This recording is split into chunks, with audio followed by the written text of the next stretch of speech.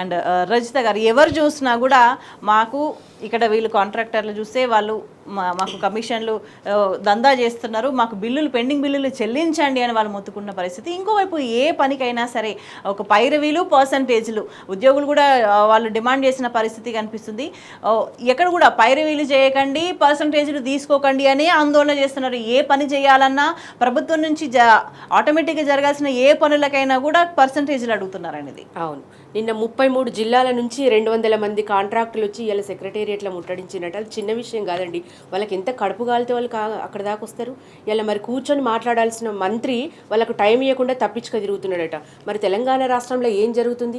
ఇలా స్కామ్ గ్రెస్ అంటే కాంగ్రెస్ అయిపోయింది, కమిషన్ల కాంగ్రెస్ అయిపోయింది. మరి ఎటువంటి వర్గాలు కూడా బాధపడబట్టే వీళ్ళ దాంట్లో ఏ వర్గంని సంతోషపెట్టారు? ప్రభుత్వం కాదని చెప్తున్నారు. మరి ప్రజలంతా కూడా ప్రభుత్వం అనుకుంటే మరి ఇట్లా తలకిందులు చేసి రాష్ట్రాన్ని అధోగతి పాలు చేస్తలేడా?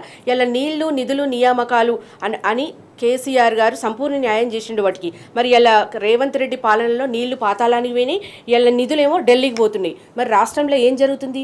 ఇలా రాష్ట్ర సంపదను దోసుకోవడానికే పుట్టినరా వీళ్ళు కాంగ్రెస్ నాయకులు? ఇలా రాష్ట్ర ప్రజలను సంపద సృష్టించడం ఎలాగో చేత కాదు, ఇలా సహజంగా వస్తున్న సంపదను కూడా ఢిల్లీకి పంపించబట్టే. మరి ఇలా రాష్ట్ర ప్రజలకు అంత అప్పు తెచ్చి ఏం న్యాయం చేసిండు? ఏం స్థాపించిండు? ఇలా ఏం కట్టిండు? ఒక్క కట్టడమైన కట్టిండా అండి? కూల్చివేతలు తప్పిస్తే ఒక కట్టడమైన కట్టిండా? ఇలా రేజింగ్ తెలంగాణ అంటున్నాడు. మరి దేంట్లో రేజింగ్ అండి? మరి అప్పుల్లో రేజింగా, మరి ఆత్మహత్యలలో రేజింగా, క్రైమ్ రేట్లలో రేజింగా? మరి ఇలా అన్నదాతలు ఆత్మహత్య చేసుకుంటున్నారు, లక్షలాది ఎకరాలు ఎండిపోతున్నాయి. మరి దేంట్లో రేజింగ్ తెలంగాణ అంటున్నాడు?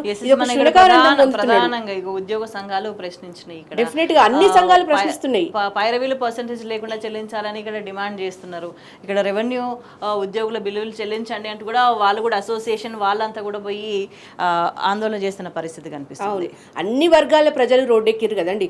సంవత్సరం లోపే సబ్బండ వర్గాలు రోడ్డెక్కి రోధిస్తున్నాయి అంటే ఇది మామూలు విషయం కాదు. ఇలా కాంట్రాక్టర్లు వచ్చినారు, రేపు నిరుద్యోగులు వస్తారు, రేపు అన్నదాతలు వస్తారు, అన్ని రకాల వర్గాలు వచ్చినాయి కదా. ఇలా గురుకులాల్లో పిల్లలు చచ్చిపోతే వాళ్ళు కూడా రోడ్డెక్కిరి. మరి ఏ వర్గాన్ని సంతోషపెట్టిరు వీళ్ళు? రేజింగ్ తెలంగాణ అని చెప్పేసి ఏ వర్గంలో వాళ్ళు ఏం చేస్తున్నారు అనేది ఇక్కడ రాష్ట్ర ప్రజలు కూడా ఆలోచించుకోవాల్సిన పరిస్థితి వచ్చింది. ఇలా 440 మంది రైతు ఆత్మహత్యలైనవి. మరి రైతులను కూడా ఈయన ఉసురు పోసుకుంటున్నాడంటే మరి ఇక కాంట్రాక్టర్లే వాళ్ళ బాధ దేవుడు ఎరగాలని చెప్తున్నా నేను.